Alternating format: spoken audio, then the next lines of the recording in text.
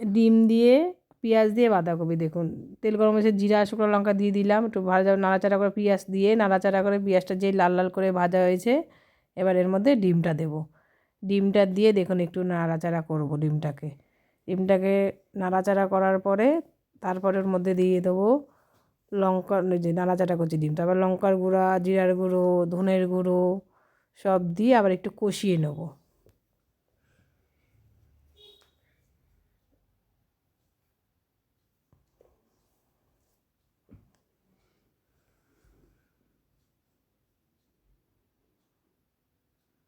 সব দিয়ে একটু কষিয়ে নেব দেখুন।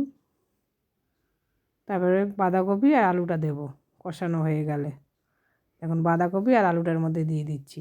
তারপরে বাঁধাকপি আলুটাকে বেশ কষিয়ে টুষিয়ে যখন হয়ে যাবে, গরম মশলা একটু চিনি দিয়ে নামিয়ে নেব। দেখুন একটু লঙ্কা দিলাম, তারপরে গরম কষাতে থাক।